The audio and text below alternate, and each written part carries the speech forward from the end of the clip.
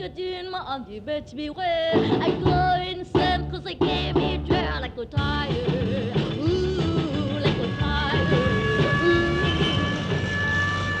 The last Viet Cong bomb attack was on a floating restaurant in the Saigon River, a favorite of American servicemen. This was the most murderous bombing so far in Saigon. And when a city is as large, as overcrowded, and as loosely controlled as Saigon, it makes doubly hard the task of protecting Americans and their families from an enemy who may strike at any time, any place, anyhow.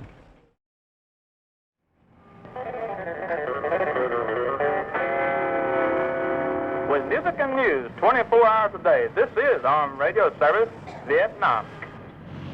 The Civilian Aviation Directorate announced yesterday the Ton Son Nhut Airport Terminal will henceforth be accessible only to air passengers awaiting flight. The measure was taken at the request of the security authorities. It requires passengers to use cars placed at their disposal by the concerned airline's offices when leaving or entering the airport terminal. Authorities said the regulation would be lifted as soon as security conditions warrant it. Saigon is the city where the quiet American, if you remember the novel by Graham Greene, was killed. That was about 10 years ago. And since then, a lot of Americans have moved into Saigon and more have been killed. On the surface now, Saigon looks like an American city, but on the surface only. For it's a town of 3 million people, and the Vietnamese have a very strong sense of national identity. Physically, they look very fragile, but in fact they're amazingly tough, as they've had to be, to survive 20 years of one of the cruelest wars in history. And now this war is moving into the cities. In the past few months there have been 3 terrorist bomb attacks in Saigon, and in the last one 42 people were killed. And now everyone's asking himself, when is the next one going to be? Only the Viet Cong know the answer, although there are always plenty of rumors. The Viet Cong's secret radio has started warning all Vietnamese who want to stay alive to keep away from the Americans and places frequented by the Americans. This could be bluff, and it's obviously intended to isolate the Americans, but no one doubts the Viet Cong's ability to launch a full-scale terrorist campaign against the Americans inside Saigon at any time they choose. Viet Cong assassins or their informants can move about undistinguished from the other Vietnamese of Saigon. But the most frightening thing about a terrorist campaign, as Palestine or Cyprus showed, is that there's no practical way to stop it, provided the terrorists are prepared to be ruthless. The Viet Cong leave little room for doubt on that score. And when a city is as large, as overcrowded, and as loosely controlled as Saigon, it makes doubly hard the task of protecting Americans and their families from an enemy who may strike at any time, any place, anyhow.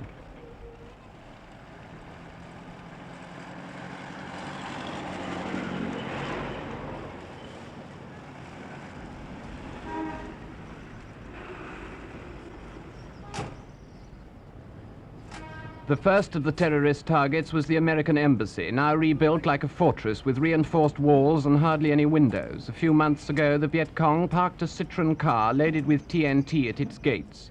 It exploded, damaging the building, killing 13 and wounding scores more. Now, all arriving cars, even embassy ones, are checked for hidden bombs, part of new and stringent security measures. And inside the embassy, the touch of an emergency switch brings a steel barrier down over the new blast-proof glass doors. Darkness gives a misleading sense of security in Saigon. In fact, the ordinary American is wide open to attack as he walks the streets at night, shops for souvenirs, or drinks in one of the scores of little bars that come to life after dusk, and where for a short while he can pretend to forget the war.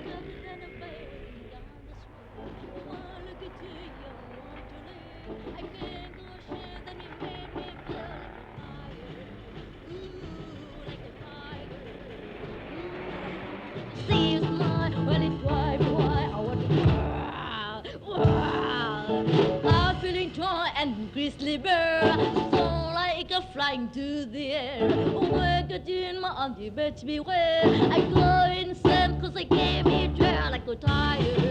Ooh, like a tire. Ooh, you see it's mine when it's right, boy. I want to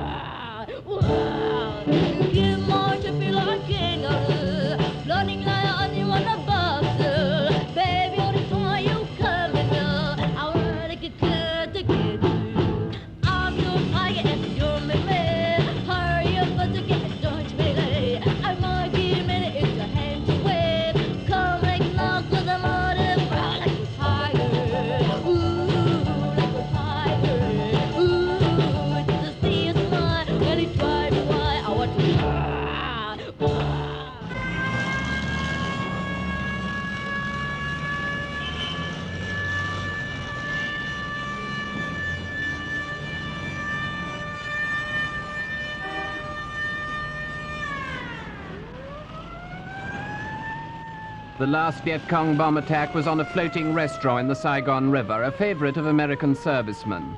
That night, 2 mines of the type the Americans call Claymore went off with devastating effect, killing 42 and wounding another 80. This was the most murderous bombing so far in Saigon.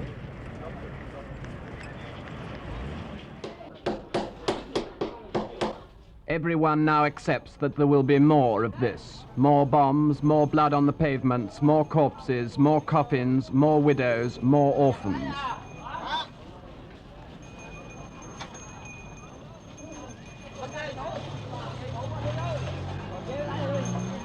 And nearly everyone accepts that there's nothing that can be done to stop it. Grim as the terrorism is, it's only a fraction of the total horror and mutilation of this Vietnam War. After each battle against the Viet Cong, helicopters fly in like bees, bearing not honey but broken bodies. Here a man with a bullet in his leg is being taken to hospital at Cong Hoa for an operation. It's the biggest military hospital in Saigon, and it's already badly overcrowded. The ambulance may make this journey a dozen times a day. On a bad day, they lose count. The wounded man will be seen to as soon as there's an operation table free. The hospital staff toil on desperately, trying to keep pace with the battles. But as soon as one bed becomes empty, a new patient is waiting to fill it. After a bad day, the surgeons sometimes have to perform 100 operations. Even on a light day, the figure seldom drops below 20.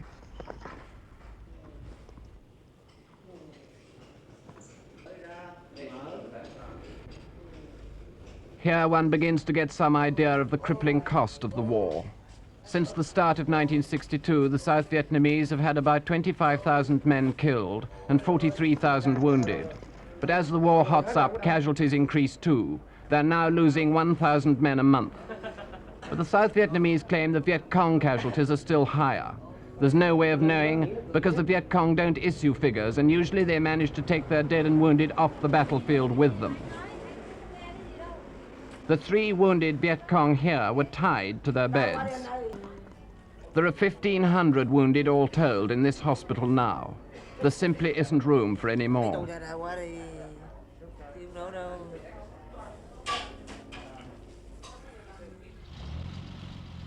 Just across the road from the hospital, wreckage of another kind piles up daily. Significant because each piece of scrap suggests some equivalent human tragedy.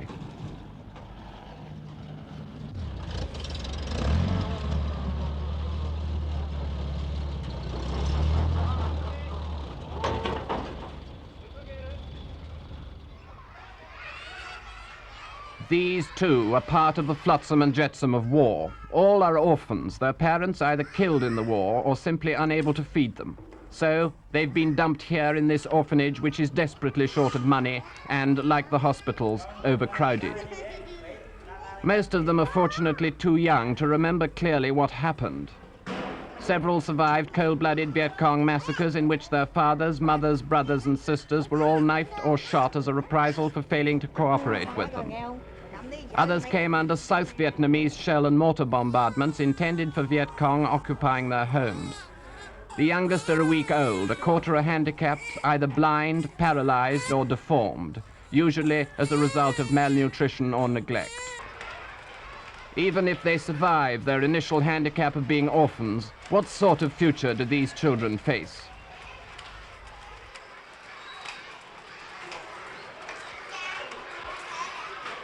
Will these boys grow up simply from this to this?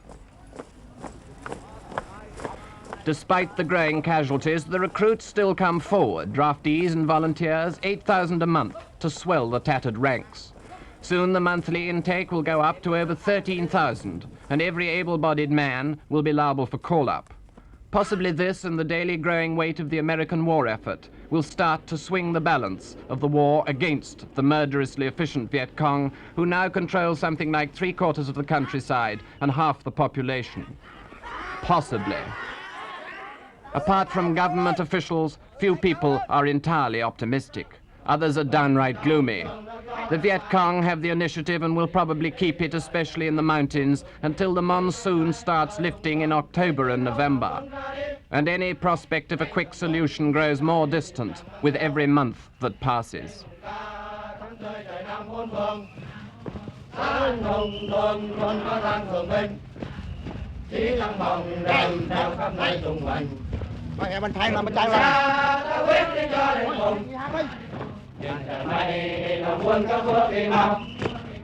Ai biên không một quần nghèo đó đẹp